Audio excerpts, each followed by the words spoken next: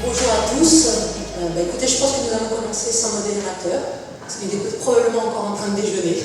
Donc je vous remercie, parce que si vous êtes là, c'est que vous n'allez peut-être pas déjeuner. Donc en tout cas, merci d'être là.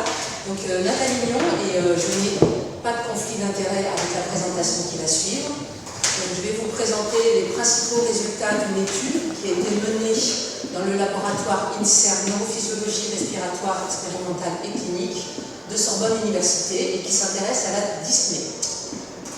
La dyspnée, je ne sais pas si vous connaissez tous ce que c'est. Alors, vous avez probablement, comme moi, déjà essayé de courir pour rattraper votre train ou éventuellement faire un effort sportif où vous étiez particulièrement essoufflé.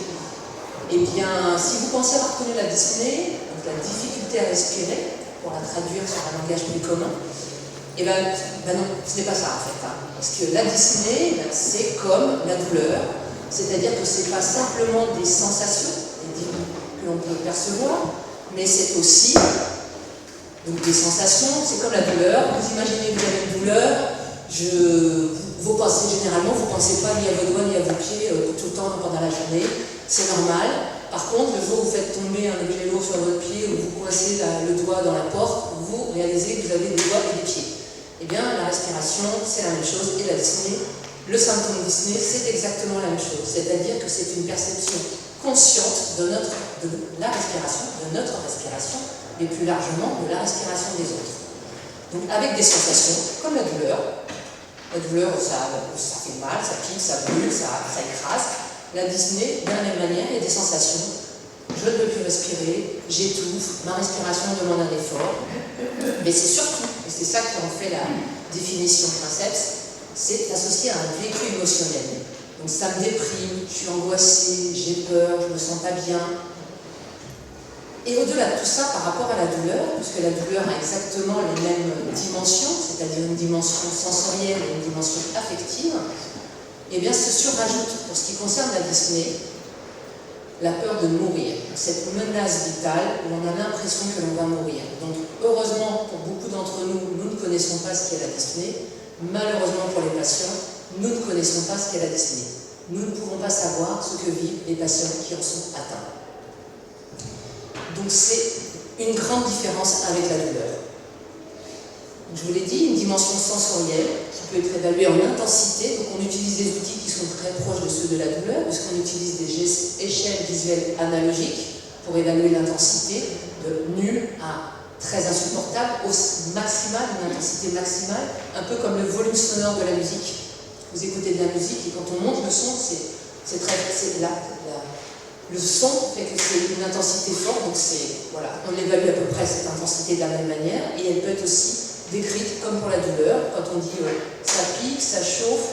Donc pour la dyspnée, on demande effectivement de décrire, ça peut être décrit, j'ai l'impression d'avoir le thorax qui se comprime, j'ai l'impression de manquer. Ce sont des descriptions sensorielles de la dyspnée.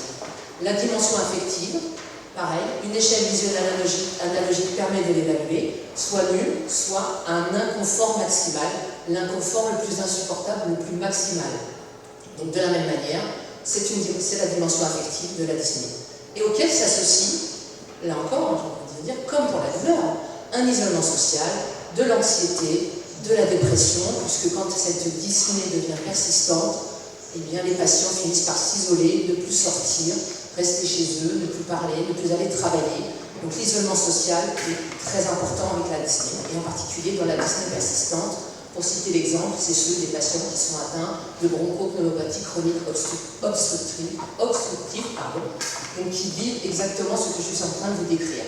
Et que nous, effectivement, nous ne connaissons pas dans notre quotidien. Et ce qui fait la particularité de la dyspnée par rapport à la douleur, c'est que la douleur, elle est aujourd'hui bien connue, bien évaluée, bien traitée. Il y a des paliers pour traiter la douleur. Ce n'est pas le cas pour la dyspnée. La dyspnée, donc, comme on ne la connaît pas, on ne la voit pas. Et comme on ne la voit pas, les patients ne nous en parlent pas. Donc la dyspnée, elle est invisible. Invisible pour nous, invisible pour les patients. Et donc, elle est souvent, très souvent, encore aujourd'hui, non diagnostiquée, non traitée, non évaluée. Particularité de la dyspnée. Voilà pourquoi nous nous sommes intéressés à la dyspnée. Et nous nous sommes intéressés plus particulièrement à une approche qui qui a montré son efficacité dans la douleur, qui est l'empathie. Effectivement, de nombreuses études abordent le sujet de l'empathie et ont pu démontrer une valeur intrinsèque de l'empathie sur la douleur. Des études expérimentales, des études cliniques. Je vous en cite quelques-unes, mais ce n'est qu'une toute petite partie de ces études. Il y en a énormément sur la douleur. Et donc, nous nous sommes intéressés à vérifier s'il y avait des études sur l'empathie et la relation avec la dyspnée.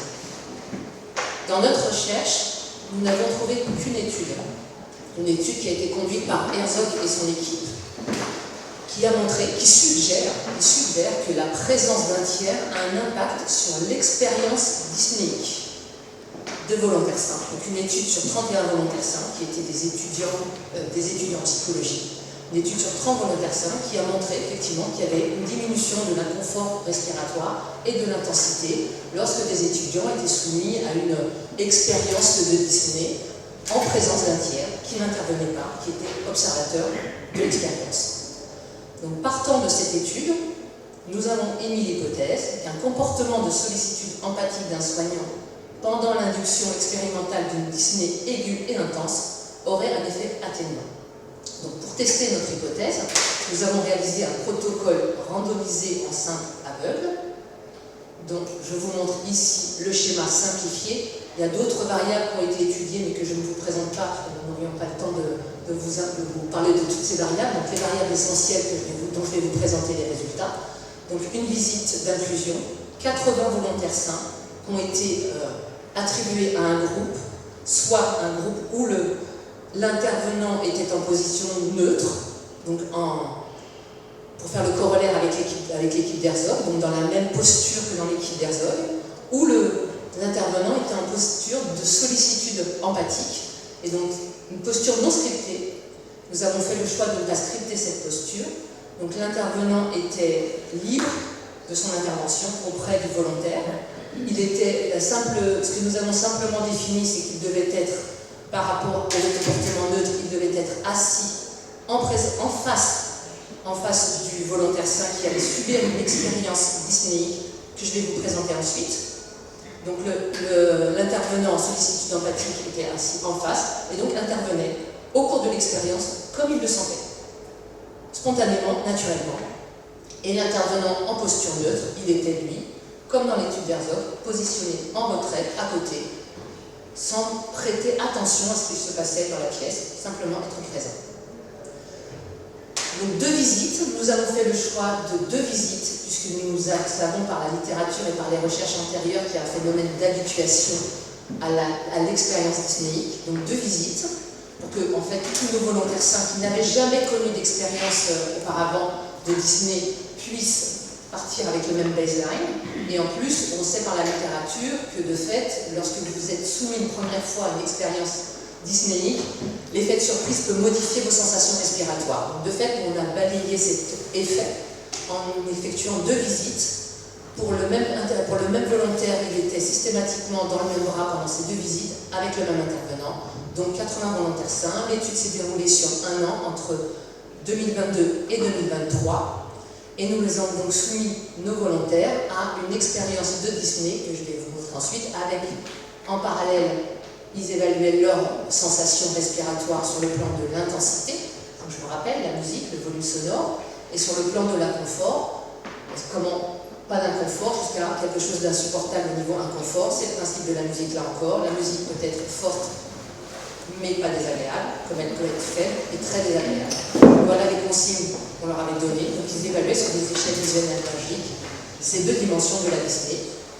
Et ensuite, ils avaient, en post-expérience, un questionnaire multidimensionnel de la dyspnée que je vais aussi vous présenter, qui est un des questionnaires validés, qui est reconnu sur le plan expérimental et clinique et très utilisé auprès des patients et dans les études. Et donc qui évalue les différentes dimensions de la dyspnée. Donc le test. Le test que nous avons pratiqué, c'est donc un test de réaspiration de CO2. Donc en fait, on évalue votre respiration. On évaluait la respiration des volontaires qui étaient connectés à un appareil d'épreuve fonctionnelle respiratoire. C'est un test qui est pratiqué en routine aux examens aux EFR, donc il n'y a pas de risque, il n'y a pas d'effet secondaire.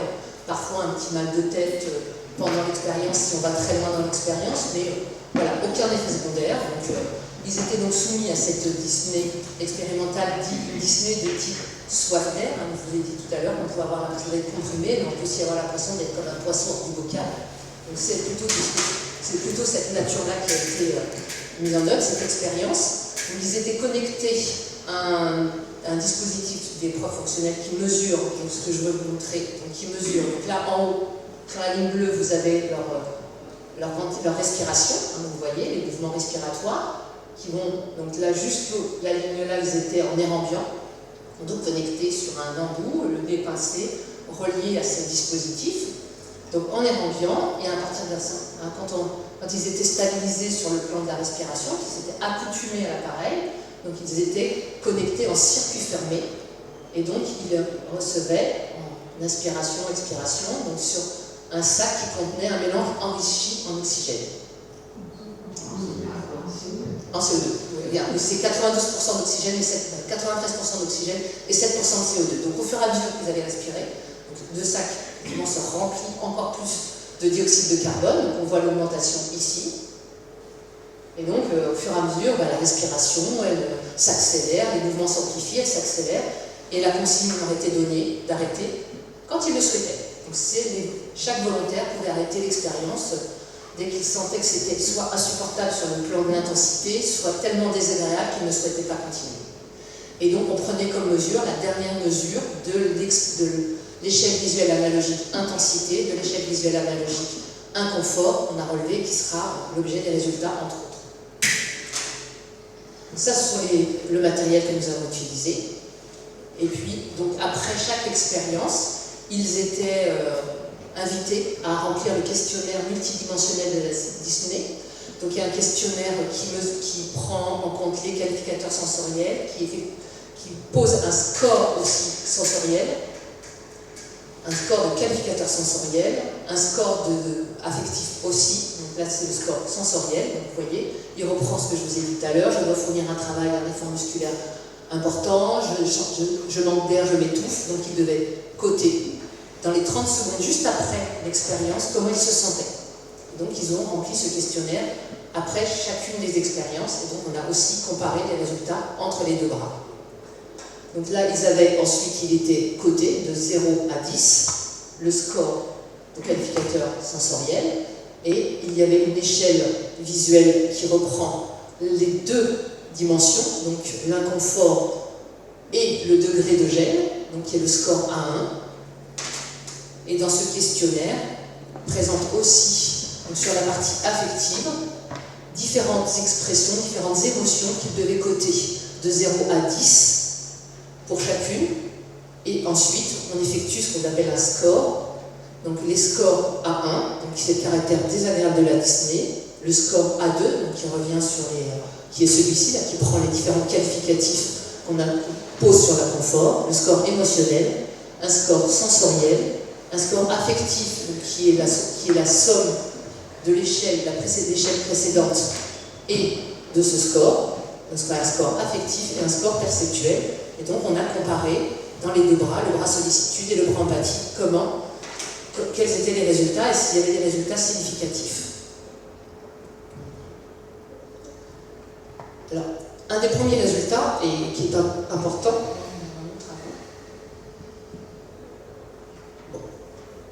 alors, donc les résultats en situation expérimentale, donc la ventilation, donc on voit bien que les résultats physiologiques de la ventilation, il n'y a pas de différence significative, donc en fait ça signifie que nos deux bras ils sont comparables. Ils peuvent être comparés puisqu'il n'y a pas de différence dans leur façon de respirer, leur fréquence respiratoire et le volume inspiré.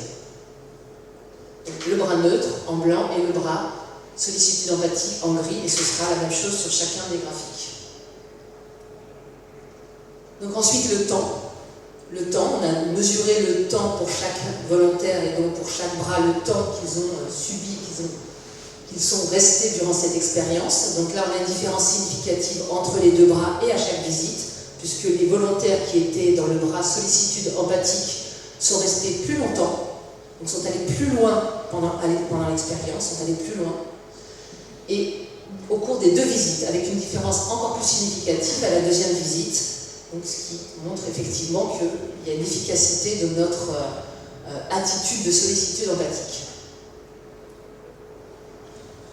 Donc le taux de CO2, hein, donc chaque expiration, on mesure la quantité de dioxyde de carbone et on voit qu'ils ont toléré, dans le bras sollicitude empathique, ils ont toléré un niveau de dioxyde de carbone plus élevé au cours des 2 visites, en V1 et en V2, dans le bras sollicitude empathique. Donc ils ont encore plus, donc on voit bien, c'est des visites sur l'axe, c'est des axes 6 pour chaque graphique, hein, sur les ordonnées, les différentes variables qui ont été étudiées.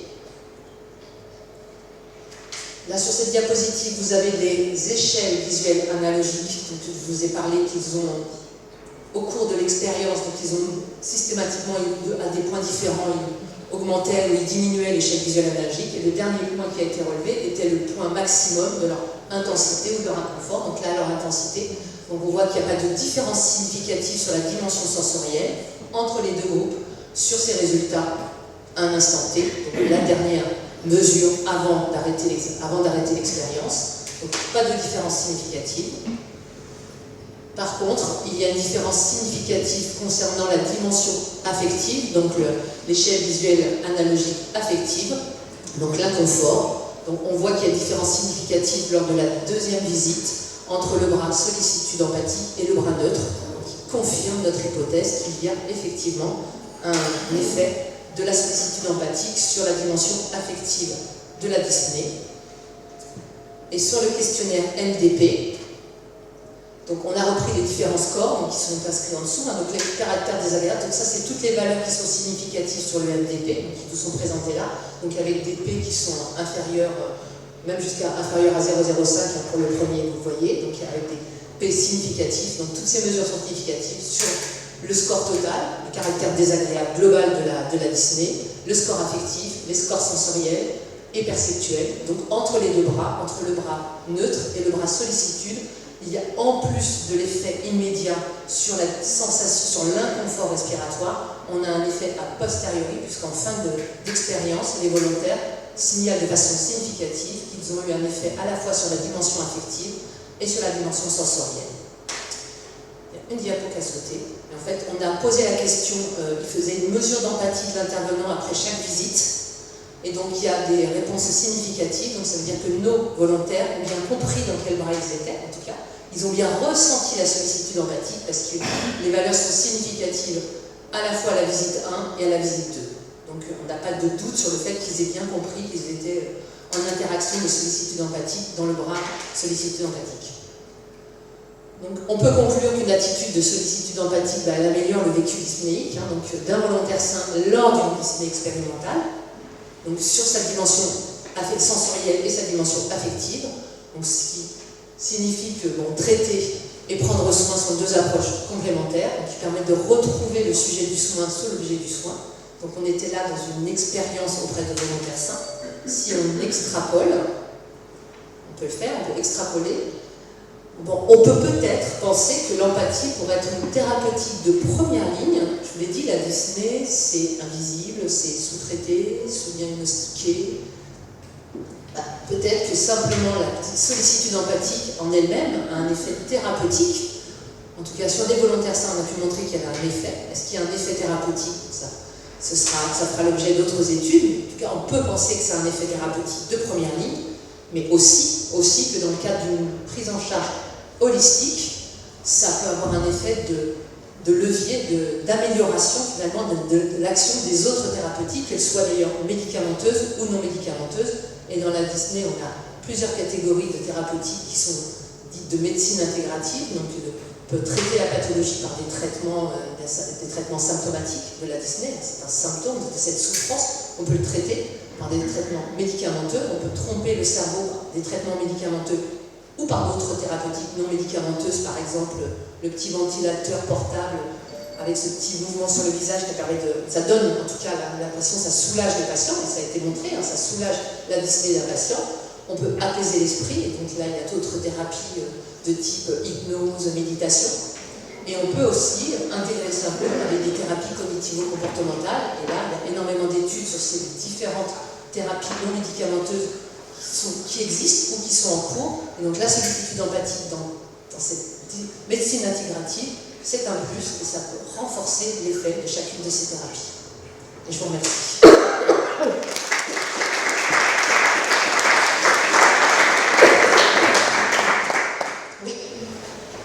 Merci déjà. J'aurais plein de questions à vous poser, mais je vais essayer de faire court. Vous avez fait beaucoup de parallèles avec la douleur. Oui. Alors déjà, toute première question, c'est de savoir si la dyspnée fait mal ou pas. C'est une souffrance. La dyspnée, c'est une souffrance. Voilà, ça traduit la souffrance du cerveau. Ça ne fait pas de douleur physique pendant la dyspnée. Je pense qu'il y a des douleurs physiques dans certaines dyspnées qui sont très importantes. S'il y a des effets végétatifs, il y a des effets, bien sûr, il y a des effets aussi sur le physique. Et sur vos sujets sains, là? Sur les sujets sains, pas du tout. Pas du tout. Okay. Non. Certains ont effectivement ressenti une petite, parfois un petit mal de tête, vraiment pendant cette expérience. Voilà. Ou en sachant que ce qu'on a fait avec les volontaires sains, qu'ils sont allés jusqu'où ils pouvaient aller, très très loin. Par rapport à un patient, en général, ils vont pas. Là, pour certains, ils ont vidé le sac. Ils sont allés à 70 de taux de CO2, donc c'est énorme.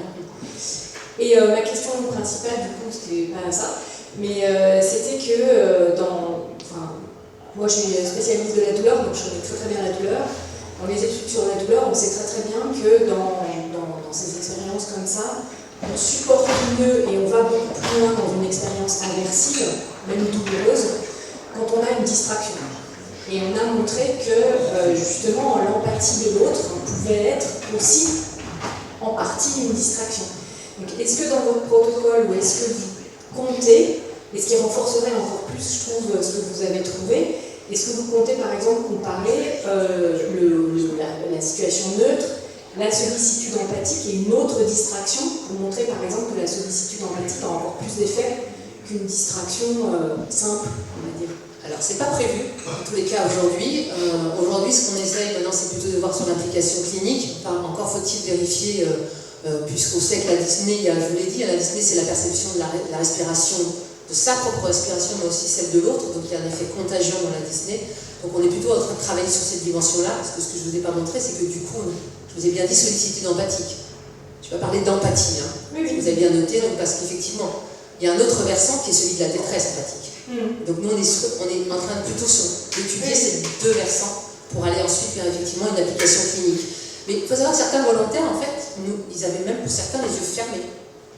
Et après, il y a certains volontaires, ce sont eux-mêmes, y compris dans le groupe neutre, hein, que ce soit dans les deux groupes, qui se sont mis à l'écart. Et en fait, nous, on était, moi j'ai accompagné pas mal d'interventions, on était 4 intervenants. 4 pour 80, 160 séances, donc vous voyez, on n'a pas forcément eu un équilibre d'ailleurs des intervenants, mais ce qu'on a pu montrer, c'est que ce n'était pas dépendant non plus ni du genre de l'intervenant, ni d'ailleurs de la visite. Hein. Ça, on l'a démontré par un modèle mixte linéaire. Et effectivement, on voit que peut-être ils ont eu leur propre distraction, et peut-être que c'est le cas. Oui. En tout cas, c'est un effet clairement sur les dimensions affectives et sensorielles. Donc, je pense que c'est comme la douleur. Vous avez signalé que la posture des intervenants n'était pas du tout scripté. Pas du tout scripté. Ce qui veut dire qu'il n'y avait pas de scénario envisagé sur le type d'empathie, de sollicitude empathique. Est-ce que vous envisagez effectivement là d'être un peu plus fin sur l'approche empathique? Alors, en fait, à l'origine, on pensait scripter un petit peu l'attitude de sollicitude empathique. Finalement, on a renoncé. On s'est dit que c'était très interactif finalement avec la personne qui est en face. Que c'est une relation duelle. Donc en fait, on s'adapte aussi. Hein, donc ça devenait un peu compliqué. Et en fait, on a décidé de le faire de façon très naturelle. Et alors, il y a des fois, parfois, certains ont ressenti de l'empathie alors à la marche, mais il y a quand même eu quelques volontaires. Vous pouvez restituer le cheminement empathique dans le cadre de... Alors, il y a quelques verbatims, on ne les a pas encore analysés, puisqu'en fin de visite, on leur a effectivement demandé dans quel bras ils pensaient être. Parce que ça, c'était pas du tout annoncé au départ. On leur a dit que c'était on expérimentait une dyspnée chez les volontaires sains. Et on voulait savoir comment est-ce que ça se produisait. Et en fait, ils n'étaient pas informés de l'objectif final de l'étude. Donc à la fin, on leur a demandé dans quel bras pensez-vous être. La majorité a bien identifié le bras, mais quelquefois, il y a eu des volontaires qui pensaient être dans le bras empathique alors qu'ils étaient dans le neutre et vice-versa. Mais la majorité, quand même, très clairement, la majorité a bien reconnu avec des verbatims. Je me sentais rassurée avec, si je reprends quelques-uns de leurs verbatims, même si vous n'avez pas parlé, je sentais que vous étiez là, je sentais que je pouvais faire appel, je me sentais rassurée. voilà, il y avait ces mots-là qui ressortaient énormément. Merci. De rien. Je suis revenue un tout petit peu en retard, vous l'avez peut-être dit. Est-ce qu'au départ, vous rentrez des échelles pour voir le niveau d'optimisme ou de pessimisme Alors, en fait, on a fait préalable de la personne? Alors, je ne vous les ai pas présentés, mais on a fait des échelles d'anxiété. On a fait le SDAI de Spielberg, voilà, 13 anxiétés. On a fait avant chaque expérience et après chaque expérience. En fait, il n'y a pas de différence significative. Ils avaient tous des traits, un niveau d'anxiété entre guillemets normaux, et pas de différence entre les deux groupes. Donc, on a effectivement, on a fait d'autres, on a fait la Maya, enfin, on a fait d'autres tests, donc j'ai pas le temps de vous parler. Mais il n'y a pas de significativité, c'est pour ça que je ne les ai pas présentés en fait.